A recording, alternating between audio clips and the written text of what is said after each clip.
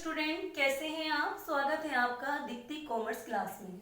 कल मैंने आपको ऋण क्षमता अनुपात की थ्योरी बताई थी। आज मैं न्यूमेरिकल पोर्शन करा रही हूँ।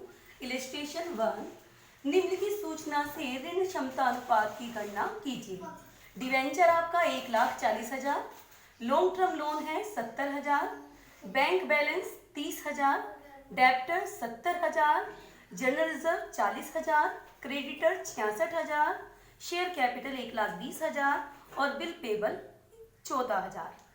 अब आपको ये देखना है कौन सा आपका लॉन्ग टर्म लोन है और कौन सा आपका शेयर होल्डर फंड है, क्योंकि आपका फॉर्मूला है डेट इक्विटी रेशियो बराबर long term loan upon share holder fund. Debenture लंबे समय के लिए लोन लिया जाता है, तो इसलिए डिवेंचर क्या है, long term loan. Long term loan खुद ही लिखा हुआ है, तो ये भी आपका लॉन्ग टर्म लोन है। बैंक बैलेंस, अगर यहाँ बैंक लोन होता तो इसलिए तब ये लॉन्ग टर्म लोन होता, लेकिन यहाँ बैलेंस है तो ये करंट एसेट है। डेप्टर करंट एसेट होता है। जनरल रिजर्व ये शेयर होल्डर फंड है, कल भी मैंने आपको बताया था। क्रेडिटर करंट लायबिलिटी है, ये भी नहीं आएगा। शेयर कैपिटल ये आपका आएगा। बीपी ये भी नहीं आएगा क्योंकि ये हमारी करंट लायबिलिटी है। अब हमने क्या किया, लॉन्ग टर्म लोन में debenture plus long term loan जोड़ दिया, 1,40,000 प्लस 70,000, कुल मिला के 2,10,000। अब शेयर होल्डर फंड्स बराबर share capital plus general reserve, क्योंकि दो ही चीजें हैं, 1,20,000 और 40,000, 1,60,000। अब हमें फॉर्मूला रखना है डेप्ट इक्विटी रेशियो बराबर इसका इसे ऐसे भी बोलते हैं डेप्ट अपॉन इक्विटी। डेप्ट आपका 2,10,000 और इक्विटी 1,60,000। इसे हम इसे जीरो अगर हम कट कर दें तो 21 और 16 भी हम दिखा सकते हैं, और अगर इसको डिवाइड कर दें तो 1.31:1 आपका आंसर है। अब मैंने आपको बताया था कि इस जो डेप्ट इक्विटी रेशियो है इसका आदर्श 2:1 होता है, और जितना कम हो उतना अच्छा माना जाता है। तो यहाँ पर 2:1 से कम है, 2 से कम है, तो ये आपके ये जो है ये दर्शाता है कि ऋण क्षमता अनुपात संतोषजनक है। अगला क्वेश्चन है आपका इलस्ट्रेशन 2। निम्न सूचना से ऋण क्षमता अनुपात की गणना कीजिए।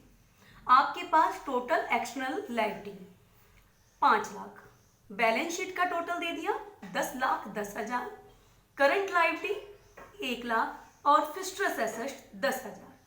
अब आप कहेंगे ना तो इसमें लॉन्ग टर्म लोन दिखाई दे रहा है और ना ही शेयर होल्डर फंड। इसके लिए अगर हम बैलेंस शीट को ध्यान में दें तो ज़्यादा अच्छा रहेगा। बैलेंस शीट में इधर की तरफ लायबिलिटी आता है और इधर की तरफ एसेट। लायबिलिटी साइड हमारी 3 चीज़ों से बनी होती है। सबसे पहले शेयर होल्डर फंड, दूसरा लॉन्ग टर्म लोन, और तीसरा आपका करंट लायबिलिटीज। अब आपके पास करंट लायबिलिटीज है 1 लाख और लॉन्ग टर्म लोन भी है, शेयर होल्डर फंड नहीं है, और आपके पास बैलेंस शीट का टोटल दे रखा है। बैलेंस शीट का टोटल दे रखा है 10,10,000। जितनी हमारा लायबिलिटी होती है उतनी ही हमारी एसेट होती है।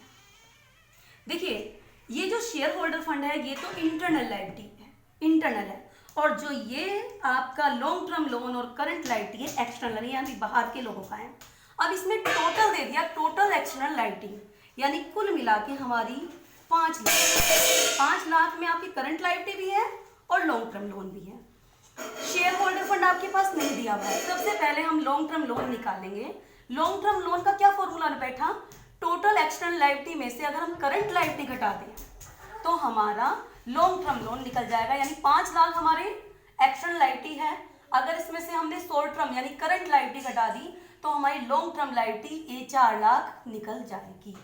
अब हमारा शेयर होल्डर फंड का फॉर्मूला बैठता है टोटल एसेट, यानी टोटल एसेट कितनी है 10,10,000।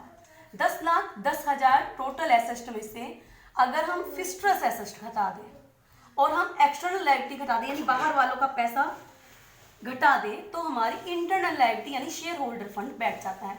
तो 10,10,000 में से माइनस किया हमने फिक्स्ड एसेट और एक्सटर्नल लायबिलिटी 5 लाख, तो कुल मिला के 5 लाख आपकी शेयर होल्डर फंड निकल के आ गया। अब हम फॉर्मूला लगाएंगे डेप्ट इक्विटी रेशियो। डेब्ट इक्विटी रेशियो बराबर long term loan upon share holder fund या डेब्ट अपॉन इक्विटी। अब हमने यहाँ पे 4 लाख निकली लॉन्ग टर्म लोन और शेयर होल्डर फंड 5 लाख। 5 को 4 से डिवाइड करेंगे अगर हम, तो हम 4/5 भी लिख सकते हैं, 4:5 भी आंसर में लिख सकते हैं।